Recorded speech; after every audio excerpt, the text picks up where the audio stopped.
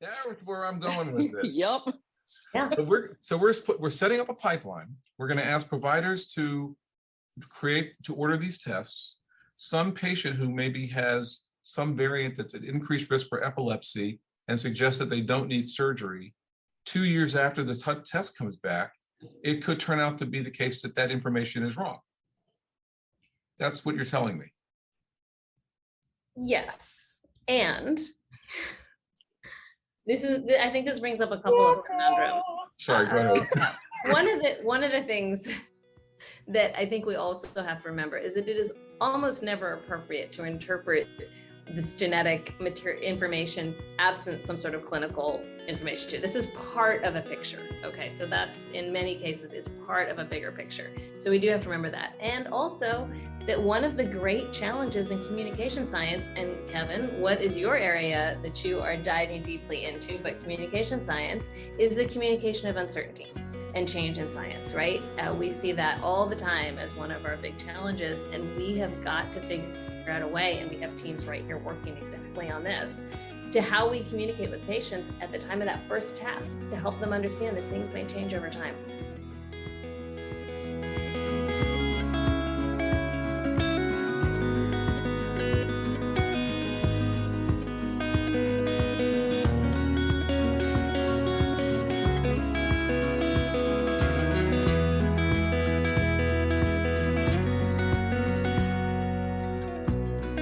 Hello, and welcome to Informatics in the Round, a podcast designed to help everyone become a part of the dialogue about topics in biomedical informatics.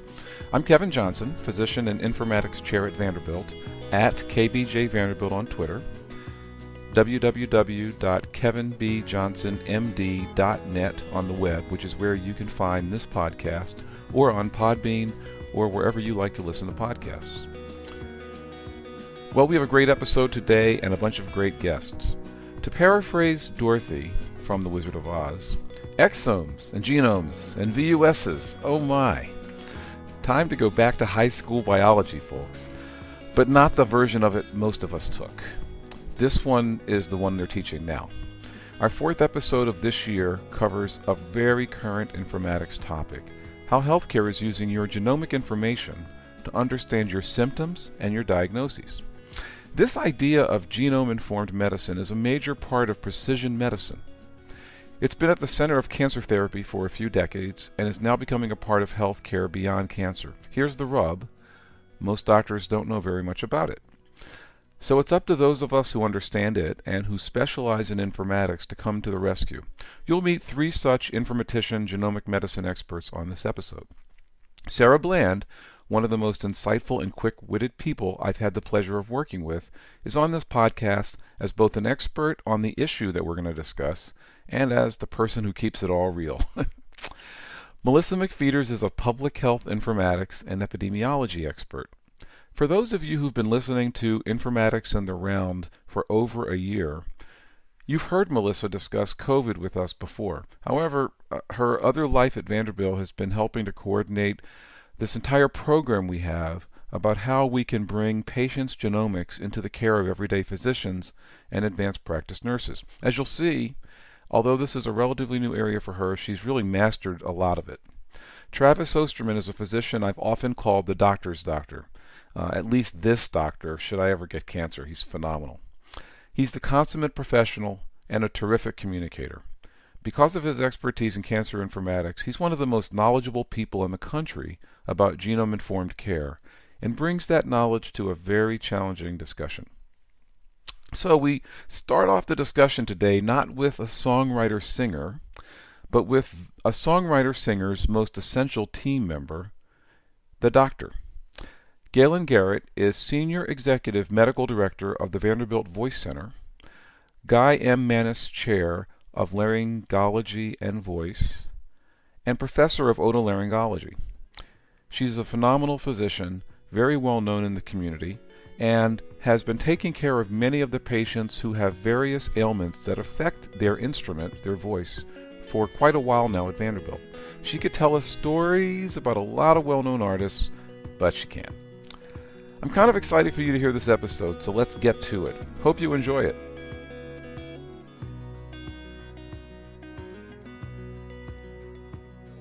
Let's go ahead and get started. So we have a bunch of really interesting guests here today and a topic that I think a lot of people are going to enjoy, if not be completely befuddled by.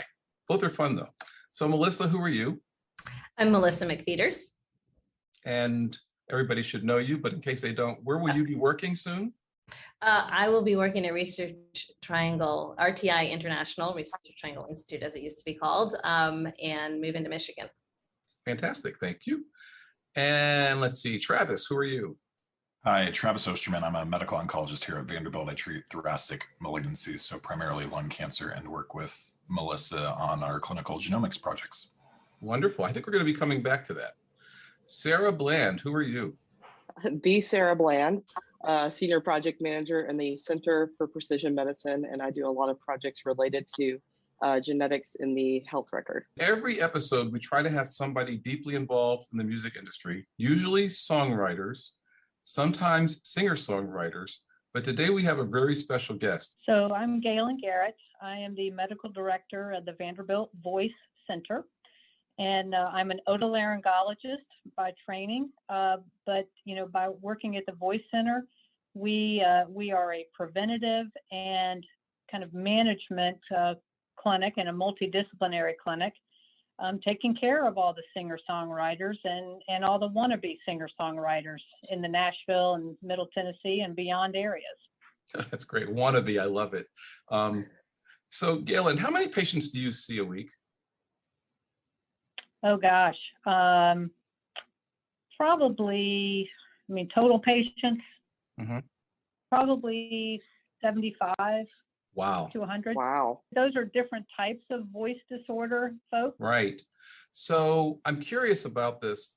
I'll bet you many people have no idea why it would make sense for me to talk about you being integral to the Music City music scene.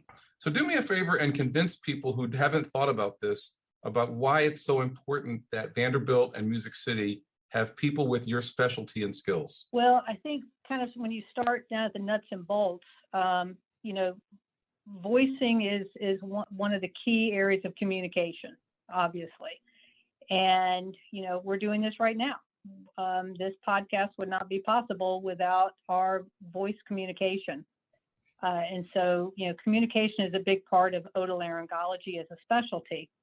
So, but what makes, Nashville and our area unique is that we have a lot of professional artists who use their voice for their vocation. And it's how, specifically talking about singer-songwriters, that's how they message the public.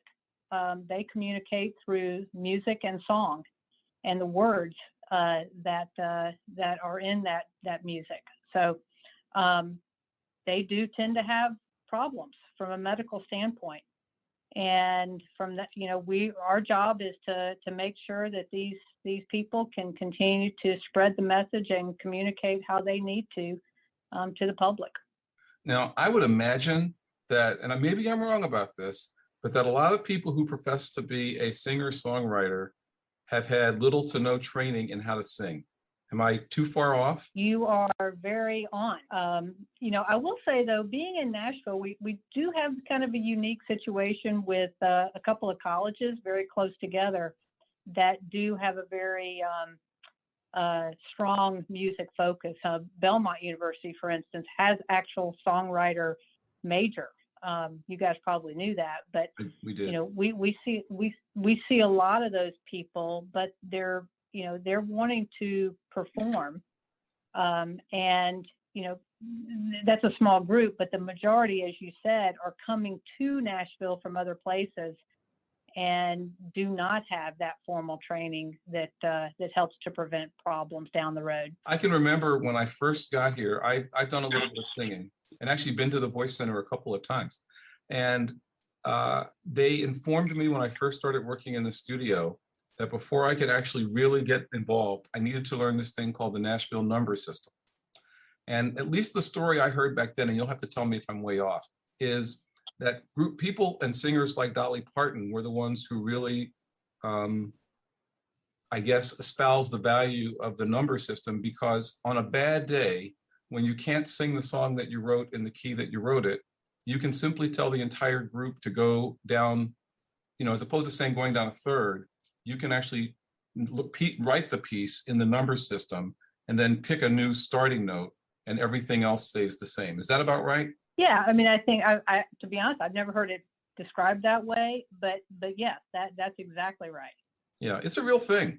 And part of the issue was that a lot of these singers, they write these pieces for on their best day. They come to the studio and they just don't have it. I will say that when a singer comes in and they say I'm a songwriter, I usually ask them, are you a singer-songwriter or are you a songwriter-singer? Because there is a difference. And what do they say?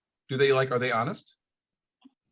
They are actually, because, and the other thing I always ask, to your numbers point, is, are you writing more for yourself to sing, or are you contracted to write for other artists?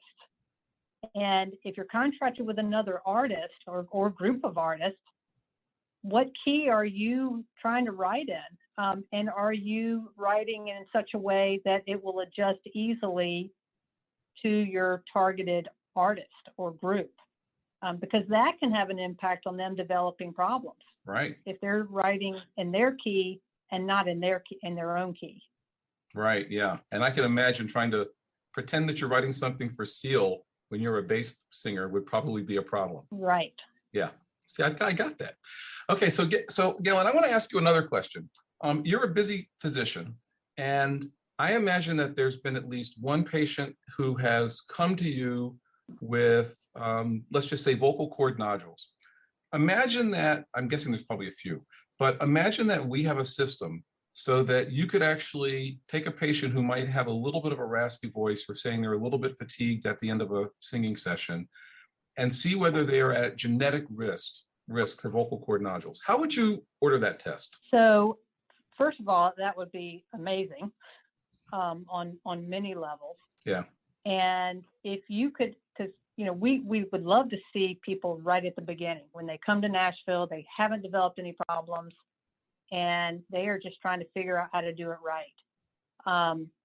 That test would be really a game changer for us. So, how would I actually physically order it? I'm not sure if that's your question. Yeah, it is. How would you physically order it? Well, I guess I would order it like I would order any other test. I would hope. I hope it would be that easy to get. You would, and then how would you have you ever had to interpret any genetic results that have come in? I have not, actually. And have you taken care of patients with diseases like, say, Treacher's-Collins or other diseases where there may be a genetic component to their illness? Yes, now that I have. So do you just rely on others to interpret the information that might be relevant to you? Yes, I do. I interpret it. I rely on my very smarter genetic colleagues. Yes, I wouldn't call them smarter. I would call them genetically aware. There you go. There you go. So this is the topic we're going to talk about today. And I think it's fair to say that if I had 1,000 doctors at Vanderbilt and 1,000 nurses at Vanderbilt, and we were all on this Zoom call, in addition to having bandwidth problems that would make it impossible for us to do the podcast this way, very few of them would be able to do what I just asked you to be able to do, Galen, because we've never learned these things. I asked Melissa and Travis to come and talk a little bit about what we've been trying to do at Vanderbilt, because it's a pretty amazing thing, but it also is going to potentially make the care that you deliver different. Melissa, Travis, what is this thing that you guys have been working on that is so awesome? So what we've been trying to do for about almost 2 years now is really develop a pipeline of processes and services and support efforts that ensure that our patients get the most genomically concordant care that is appropriate for their particular condition in a way that is seamless to our clinicians so that they don't all have to become genetic experts, in a nutshell. So that's been our work for the last couple of years. And it ranges from technical things to less technical things, but just trying to make sure that we're creating that wraparound process for our patients and our clinicians. Travis, what makes it hard for the average doctor to do anything in genomics? Why isn't it the same as me ordering a hematocrit or a blood test? one of the challenges here is that the science of how we actually do these tests progresses very, very quickly. In my space, these are tests I order every week, and I've seen the platforms that we use to order these tests migrate through probably 6 different platforms over just the last 10 years. Jeez. And when I say platform, usually what I mean is we're switching vendors because a new vendor now offers a better test because it's better for our patients, it's faster, it's cheaper for our patients, et cetera. That's really hard for us to keep up with internally here at Vanderbilt. Now, once you start ordering these tests outside of our system, the results don't flow in typically like you would expect any of our internal systems, like you were talking about, Kevin, like CBCs and BMPs, these lab results that your primary care doctor is often ordering for you. Hold on, let me ask you a question. So are you saying that it's possible to order, like for doctors to order these tests and not have it be a part of the hospital system?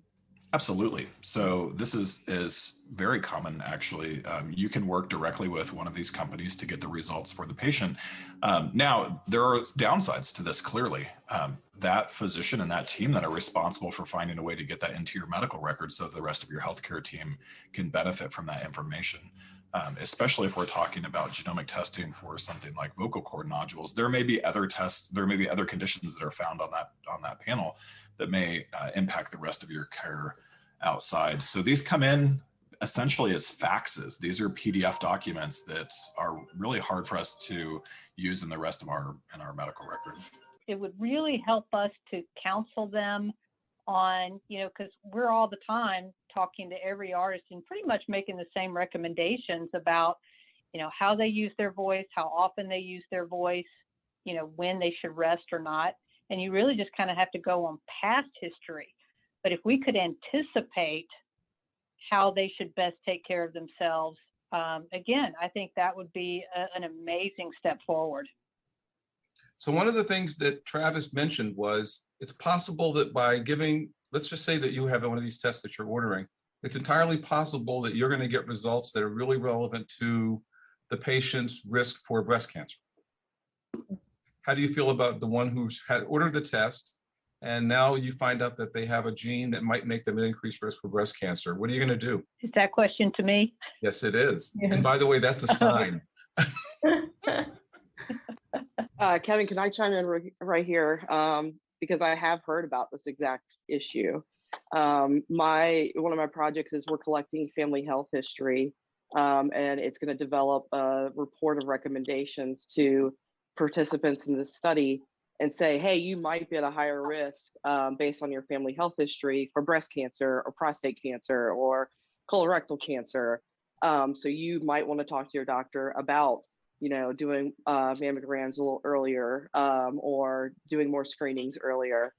And as we've been going through this process of getting this report developed, I've seen doctors be very cautious, saying they don't want these type of reports in their patient's health record. For example, one of the doctors on the committee that we presented to, it was an infectious disease doctor. So she said, I don't want to deal with report that has something to do with breast cancer if that patient of mine doesn't come here for any kind of care related to breast cancer.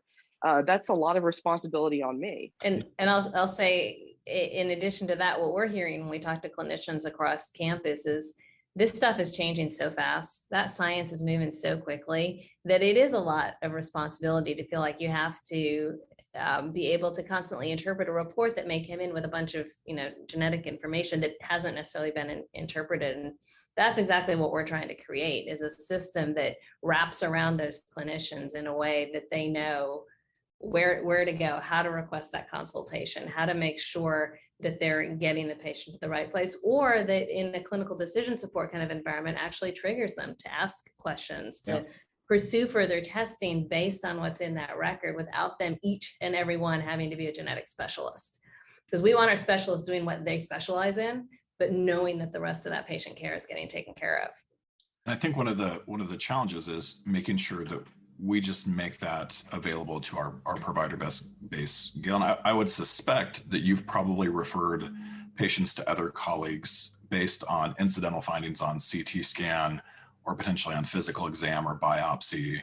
et cetera. And that doesn't feel outside of practice because that's just something that we're used to. And I think that's really where Melissa and I are trying to get our system to, is who are those genetic folks at Vanderbilt that can help when that incidental finding is found? No, and I think that's exactly what I was thinking as y'all discussed this, is because I have been faced with, incidental findings on CT scans, and it does take you down that road where you feel uncomfortable at first, but then you feel the obligation that you need to follow through with that finding for a test that I ordered. So no, that's exactly right. As somebody who I've worked with genetics, so it doesn't feel out of the realm of what I do, but why do we feel like genetics seems to be so different if this is already a process that seems to be pretty similar to other things that already occur? What makes genetics so different for a physician who might have a genetic report that they have never dealt with before? I think that this is a field that changes rapidly. So I think that's the biggest, I think that's probably the biggest piece. I think there's also concern on the provider side around some of the impacts that may be outside of medical care. So for instance, the impacts that does this result affect my insurability for health insurance? Does this result impact my insurability from a life insurance standpoint? What is the impact on my children? So I think these are questions that those incidental findings usually don't actually cross. And so that's a space that's new ground for many of my colleagues. I think that family piece is really important, that your genetics aren't just about you, the patient, and making sure that the right cascade testing is in place, that the right kind of services are in place, and that the clinicians are really comfortable having the conversations with the patients. I think that's new. It's new information and a new kind of conversation that needs to be had. So that's a future. What's cascade testing, Melissa? That's when you have to test other family members because you find something in one of them that may be affecting others. And so, this is different than the finding that you have on a CBC that's about that one patient in front of you only. And so it has bigger ramifications in that way. But the converse of that, Sarah, I think to your point, is that why is it so different? It's part of our health. It's part of our health system. It's part of medical care. And maybe it is new and different, but we need to set the strategies and the procedures and the processes and the ethics and everything in place to not be thinking about it as this really out there part of medicine. When did you first start understanding this issue of genetics? In other words, I think this is pretty new for you, isn't it? Totally. Travis taught me everything I know. So then why can't all of our other faculty learn this, physicians learn this? I know a little bit. I know a teeny tiny bit of meta knowledge about this topic, enough to know where we've got holes and spaces and where I can start to make connections. But if you gave me a report, a genetic report on a patient with a bunch of numbers and letters and VUSes, which are variants of unknown significance, so who knows, I wouldn't be able to interpret that at all. And so I'm a newbie to this. I'm about 2 years into really working in this space. So I think what I have is a very surface level of knowledge, but enough to know what I know and enough to know what I don't know. Yeah, I like to say that I know enough to be dangerous because enough people know that I work at Vanderbilt and work with genetics. And so they like to ask me about, the bump on their arm, and I have nothing to do with the bump on their arm. So I totally understand that feeling. So do you guys get a sense that there's a lot of patients walking around who should be getting genetic testing, but we have clinicians who don't know how to do it?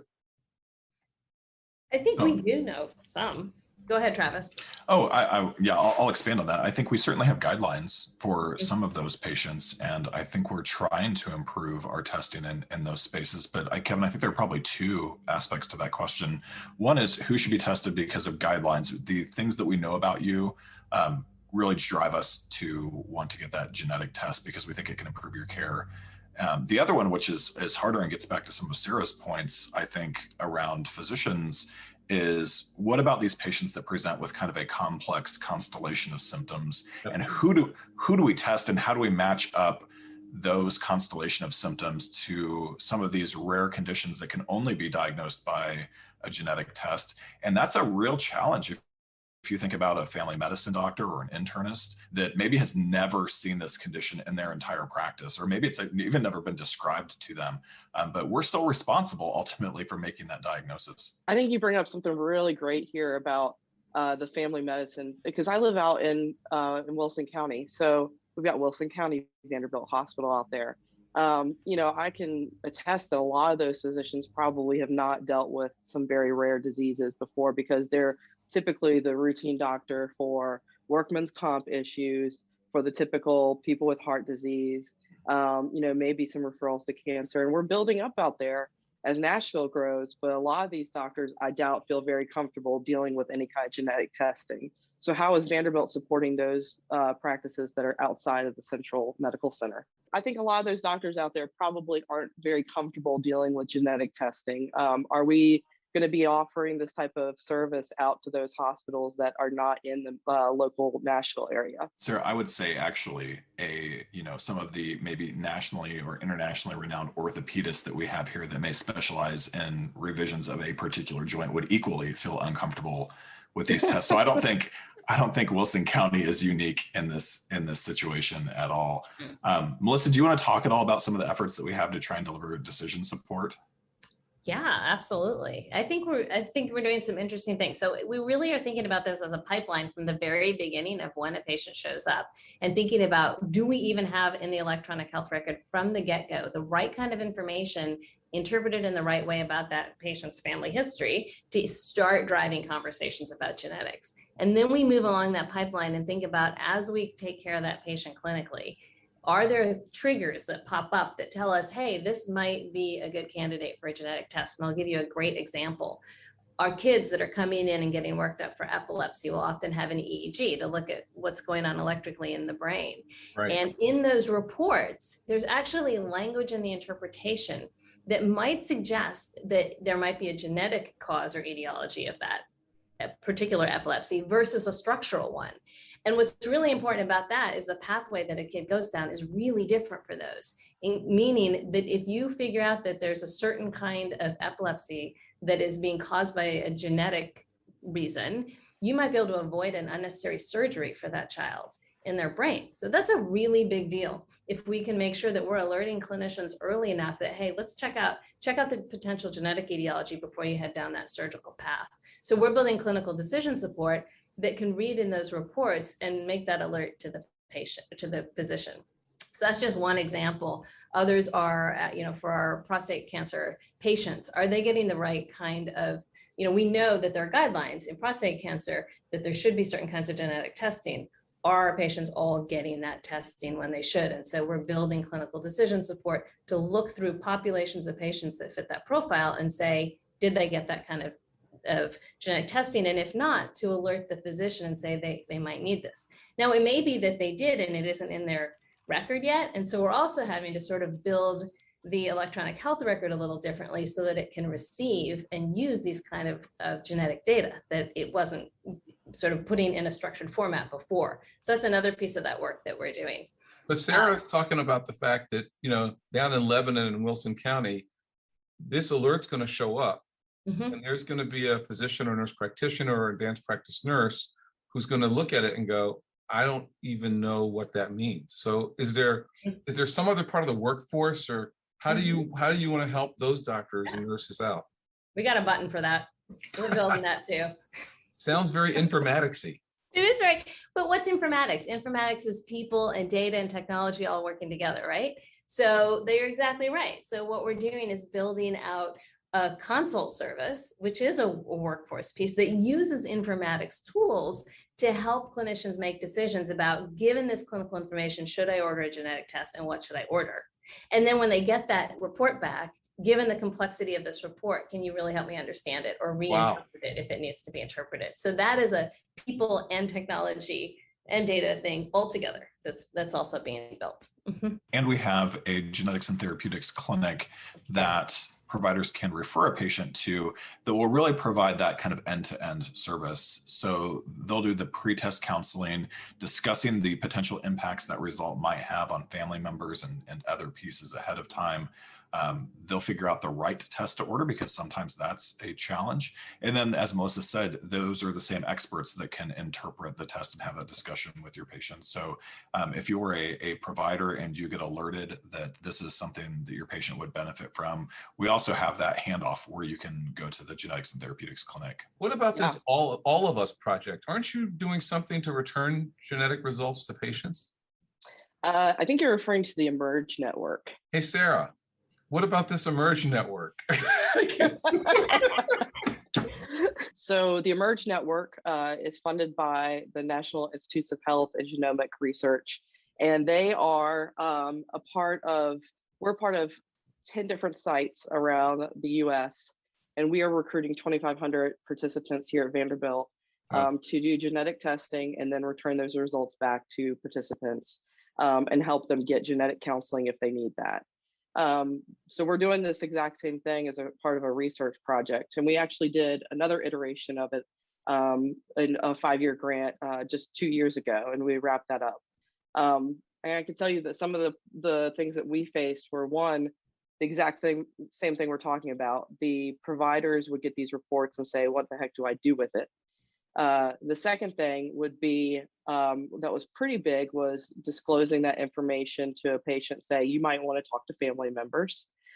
And that was because that's because you guys were disclosing it, or the provider was disclosing it? We would help providers disclose it, because we found that a lot of providers just weren't comfortable giving this information on their own. So we had our geneticists and genetic counselors help return these reports back to the participants to let them know what they meant. And we followed up with their provider and said, we're happy to continue this conversation if you need additional assistance consulting with this patient on this report. So what kinds of things come back that you would have to say, you might want to let your family member know? A lot of times it's cancer related. So breast cancer, prostate cancer, types of cancers that are inherited.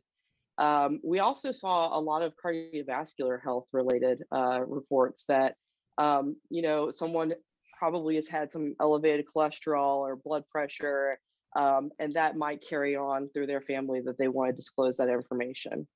A tricky situation that we had was patients who, within the 5-year study, we got a report back that they had a certain type of genetic variant, and then found out that that patient had died during the time that we had done the blood draw and gotten the report back. Wow. So then we had to decide, how do we return those results back to their family so that they are aware your family member had this genetic test.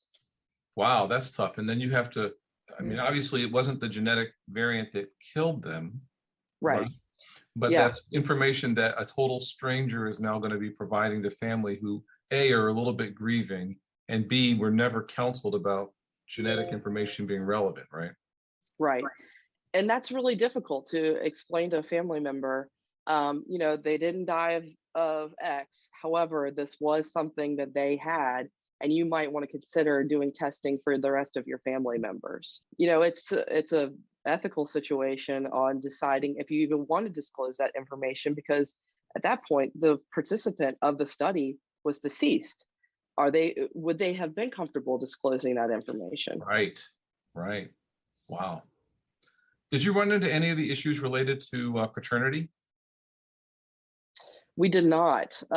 We did not do that type of testing, but that is you bring up a point that I was going to ask Melissa and Travis, is that what happens to these direct to consumer tests that, and we saw this, we had patients who would say, well, I thought that my report that you gave me was going to look like the 23andMe report that I have. What does this do? And I know that physicians at Vanderbilt are having patients come in with those reports. What happens to that? Time. Not all genomic tests or genetic tests are created equal. There's really an entire spectrum of testing that can occur, all the way from single gene testing, which is, I have a really specific question and I think you have this disease, and this would really just confirm it, all the way up to what we would call whole genome sequencing, which is where someone actually sequences that patient's entire genome, meaning all the DNA they were born with. There are a few kind of tests that are much more common than either end of that spectrum that we do along the way. Most of the things like 23andMe are doing panel-based testing. So they're doing large panels of genes. And then they're giving you the results of those panels. Here at Vanderbilt, we're also doing whole exome sequencing in some particular areas in the clinical genomics laboratory. Whole exomes are it's the set of your genome that you were born with that is limited just to what we call exons. And I, like others in medical school, Kevin, you probably too learned that exons are expressed. So these are the parts of your genes ultimately that end up going on to build all of the parts of your body. So these are the areas that most likely would have problems if there's something that we can find. And so we're actually doing that here at Vanderbilt. Those 23andMe tests, the vendor direct test to patients, again, usually fall on the panel side. A lot of times the results are accurate. The trouble is, how do we integrate those with the rest of our systems? So the decision support and other pieces that Melissa talked to, if this is sitting in a PDF, I can't put that into a report. I can't tell you that when you prescribe this drug, I know that you're not going to metabolize that drug appropriately. So I think that's actually the challenge, is how do we ingest all of this information into the medical record so that we can use it in all of our healthcare settings. So Melissa, Yeah. You are an epidemiologist. I am. Who has worked for the Department of Health. I have. What skills did all of that teach you that helps you with this project? Because this sounds very complicated. It is very complicated. I love complicated projects. So with that, yeah, so that's a great question, because how on earth did an epidemiologist, a public health informatician epidemiologist, end up working on a massive clinical genomics effort? And it really comes down to being able to put complicated things together in ways that make sense to people across different kinds of specialties. And so I think what I bring to this and what I'm excited about is, yeah, it is super complicated, but we can break it down in ways that really turn out just to be about what is the best thing we can do in this circumstance to help a clinician and help a patient. And how can we interpret this in ways that everybody can understand and move things forward? So one of the greatest things about this project is I work with these brilliant geneticists.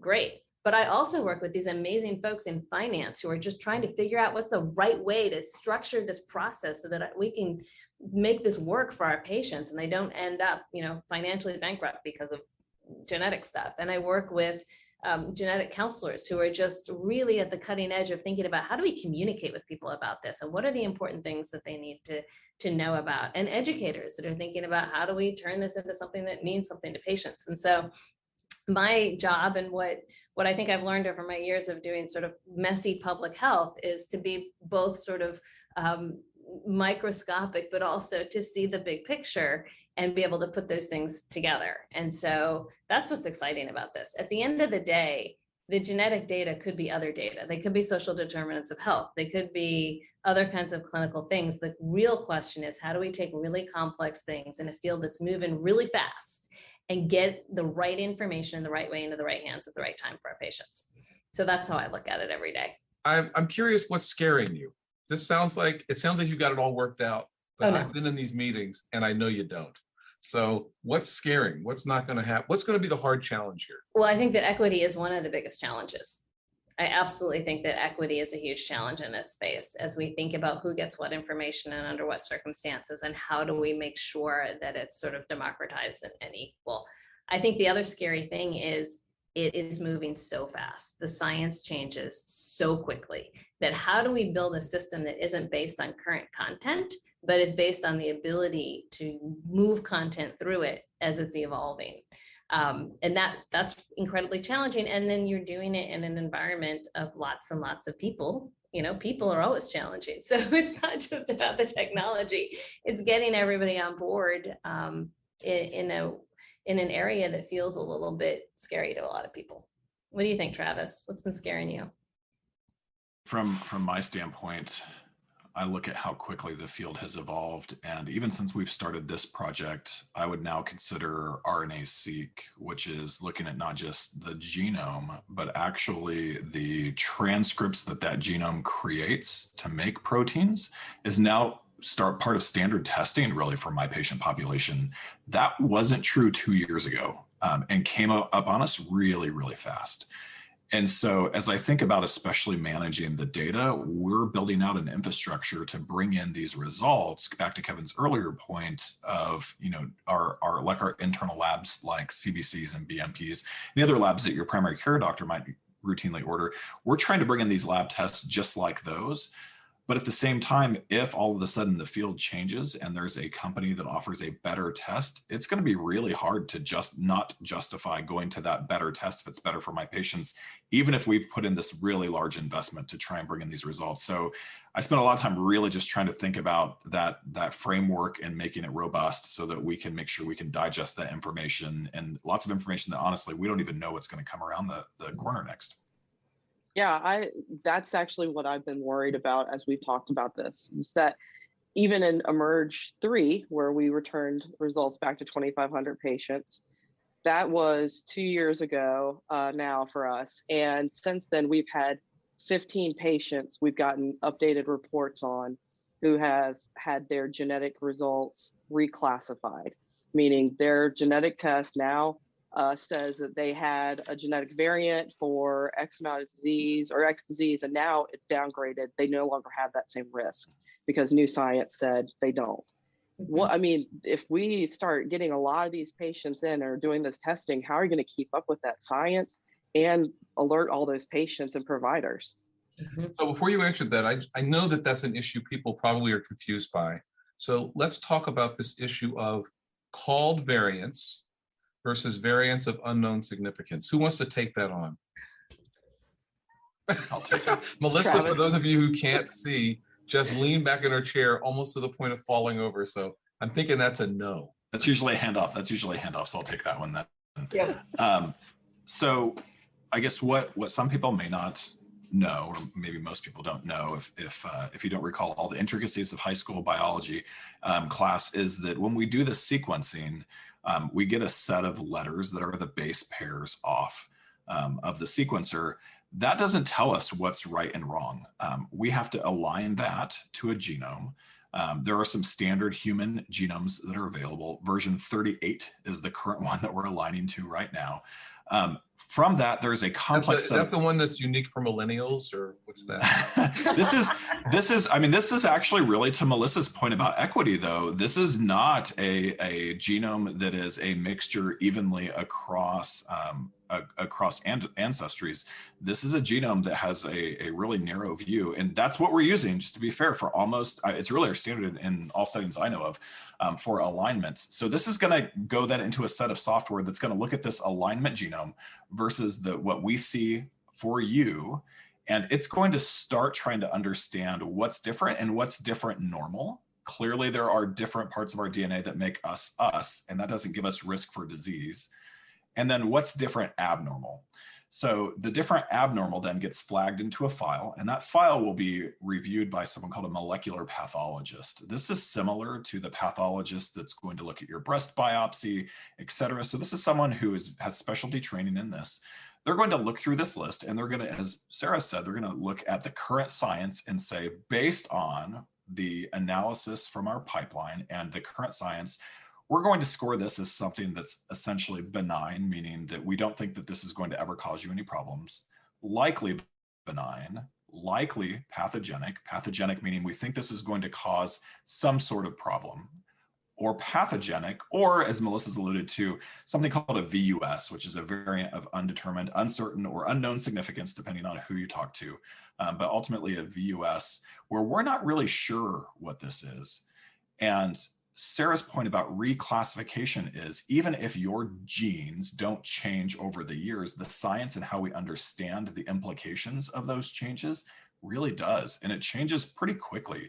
So right now, standard of care is if it moves 2 notches on that ladder of 4, we're really obligated to call you back or contact you somehow and say, we thought this was going to cause you a problem. Now we've got enough examples that say, no, it's actually not. So it moved from pathogenic to likely benign, for instance. So that's what reclassification is. And we're still struggling really at Vanderbilt here to come up with policies around this, because this is really the cutting edge of the field. Yeah. I think I would say that the struggle is national and international to really think about this, and that a lot of really smart people are thinking and writing and really trying to figure out what the processes need to be, including a team here at Vanderbilt that's really working on it. So I'm also hearing that there are more than two steps here. In other words, I may get a report in 2021 that has some variant that's an unknown significance of VUS, and it's not called at all. And then some studies come out that show that it might be conferring increased risk, let's just say for Alzheimer's, making something up. So now it's moved from nothing to something. And I imagine that would be the first example of when you want to recontact me, right? That's a great example. And now that we know that, people are starting to sample for it. They get a larger case control study and they find out, no, it really doesn't seem to be conferring a significant increased risk. So it goes from likely pathogenic to truly benign. And now you've taken me from nothing to, oh my God, to just kidding. So why would you trust us? Why would you trust us, Kevin? That's where I'm going with this. Yep. Yeah. So we're setting up a pipeline. We're going to ask providers to order these tests. Some patient who maybe has some variant that's at increased risk for epilepsy and suggests that they don't need surgery, 2 years after the test comes back, it could turn out to be the case that that information is wrong. That's what you're telling me. Yes, and I think this brings up a couple of conundrums. Sorry, go ahead. One of the things that I think we also have to remember is that it is almost never appropriate to interpret this genetic information absent some sort of clinical information too. This is part of a picture. Okay, so that's, in many cases, it's part of a bigger picture. So we do have to remember that. And also that one of the great challenges in communication science, and Kevin, what is your area that you are diving deeply into, but communication science, is the communication of uncertainty and change in science, right? We see that all the time as one of our big challenges, and we have got to figure out a way, and we have teams right here working exactly on this, to how we communicate with patients at the time of that first test to help them understand that things may change over time. And we're going to do our very best to make sure that they have the most up-to-date, most accurate information when they need it clinically. So basically, what blood pressure, Kevin, gets you the diagnosis of hypertension? Depends on your age, depends on your ancestry, depends on your lots of things. Was that true? Was that true 10 years ago? Was that true 10 years ago? For pediatricians, it's always been true. Okay, but in the adult population, how many times has that changed? Yeah, it's changed a lot. When did pre-diabetes show up in the Yeah. right? Like our recommendations for breast cancer screening changed about every 2 years for about a decade.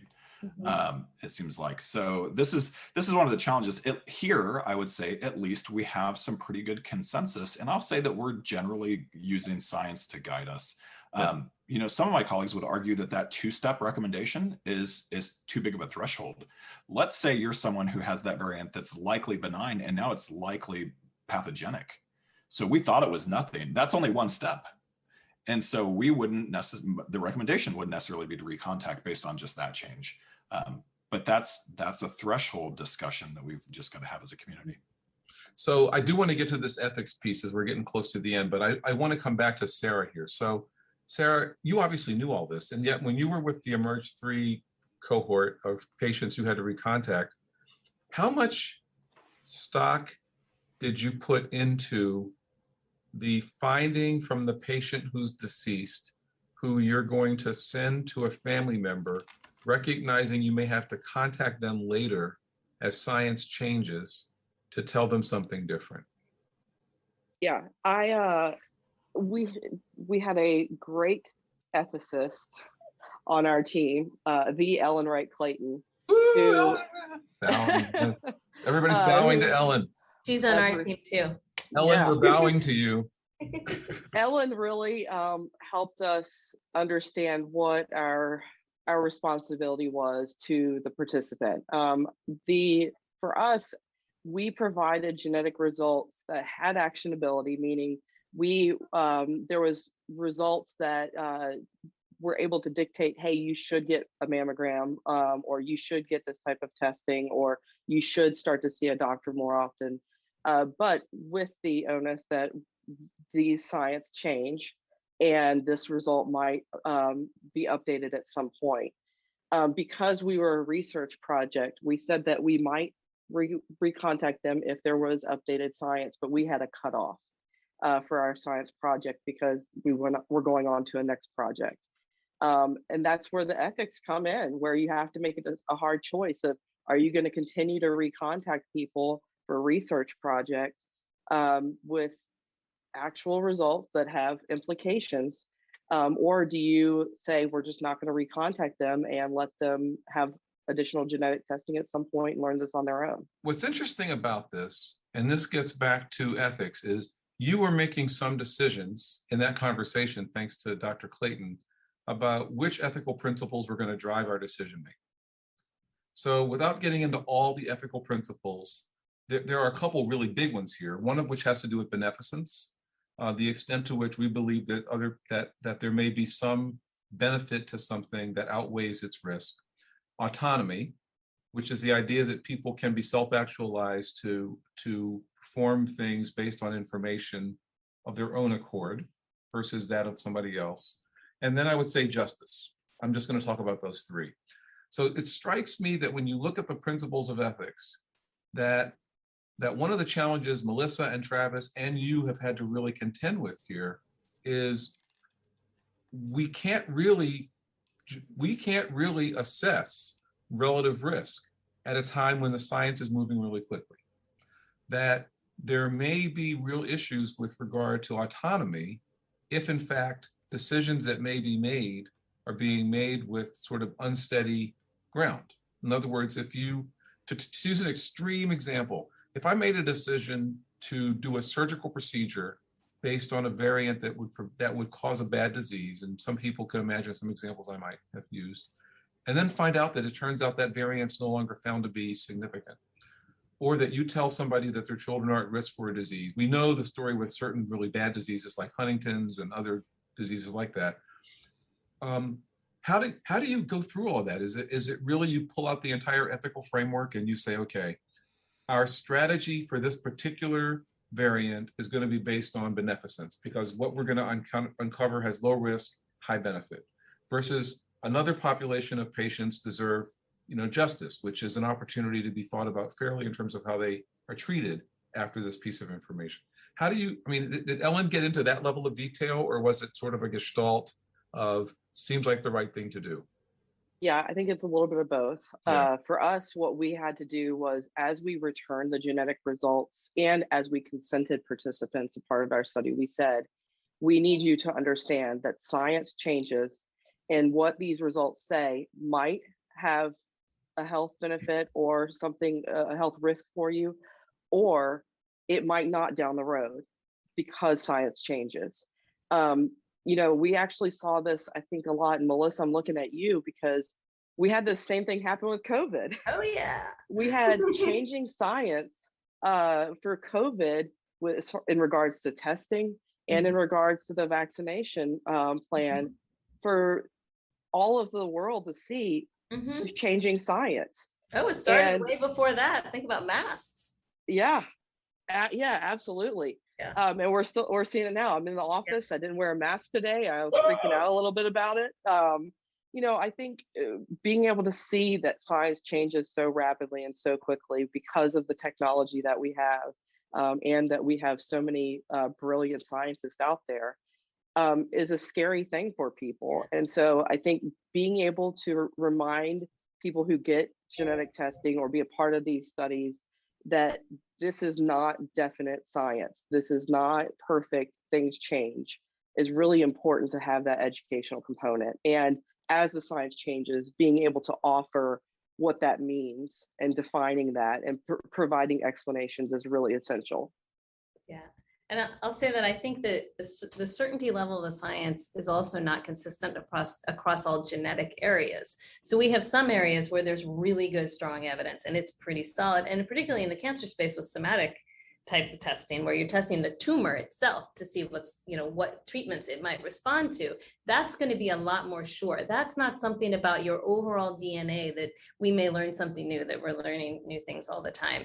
And that's hard too, because when a patient hears genetic testing, they don't necessarily categorize into those different areas to know that the uncertainty may be different in different areas. So we've got to get better about that communication, I think, as health systems and health communicators. I'll expand on that just a little bit, Melissa, and say even in what we would say the germline space, where we're testing for the risks of disease that you might have in the future. If you're doing a panel-based test, so you have congestive heart failure or some other disease that has prompted a provider to say, let's just look at the panel and make sure that this isn't something that you inherited. If you're only looking at a small number of genes, the fact that those genes are on the panel makes us much more confident about the science behind those genes. The recontacting piece that's most challenging is when we're doing that whole exome testing. Right. So when we're testing your entire genome, every gene that you have in your body, that's the piece where we're likely going to have more of these recontact issues. So a lot of organizations, when it comes to medications, have something called a Pharmacy and Therapeutics Committee. And the goal of the Pharmacy and Therapeutics Committee is to do all of this pre-work. So before I ever have an opportunity to order a particular medication, someone else has already made a decision, probably an ethical one, based on issues of malfeasance and beneficence, et cetera. Do we have a similar kind of Pharmacy and Therapeutics Committee in front of all of this genetic testing recommendations work? We do have a what's called a lab formulary that helps make decisions about which tests should be established for in our system for ordering.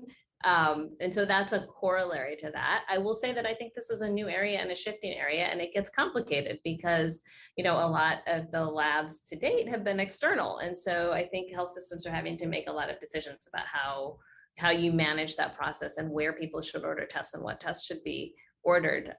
So if you, so one of the things that we had participants who, after they did the blood draw and started going through the study, decided they didn't want to be a part of it, didn't want the testing, didn't want the results. If you have a provider who says, I think we should order a genetic test, can you opt out? Because part of this does sound like, oh, this is a great opportunity for Vanderbilt to make a lot of money. Oh, no, this is really not about making a lot of money. No, I think you raise a good point. Absolutely. I mean, one of the core tenets of the work that we're doing is shared decision-making.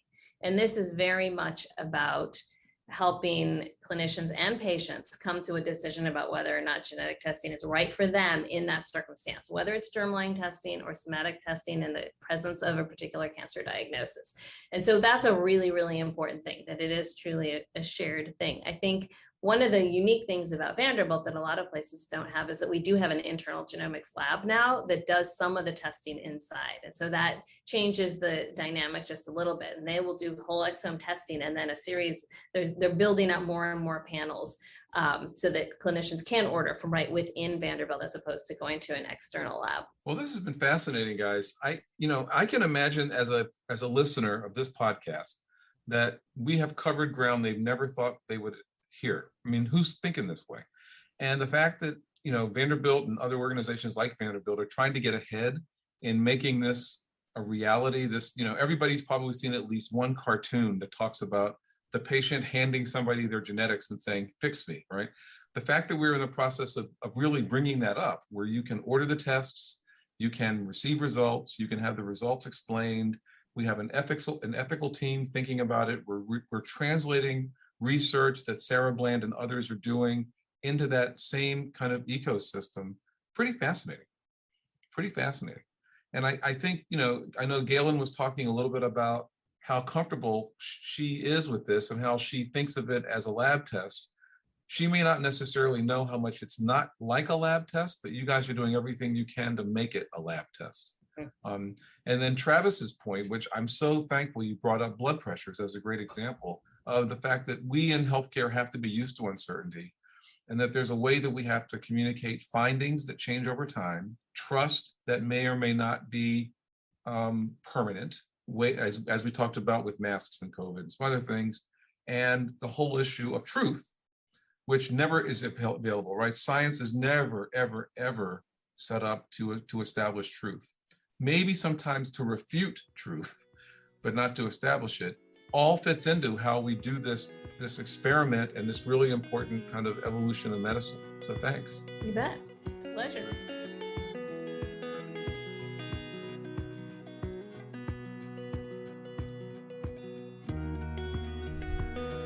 Well, that was a conversation that covered a lot of science and a lot of medicine. And I really want to thank all of our guests today for making it completely understandable, I think. It wouldn't have been possible without you guys. Thanks also, Galen, for giving us a glimpse into the world of the singer's voice and for framing the discussion around genome-informed care using music. This was a great episode, and I look forward to doing more. This is Kevin Johnson at KBJ Vanderbilt signing off. Have a wonderful rest of your day. See ya. Science, I'm living it.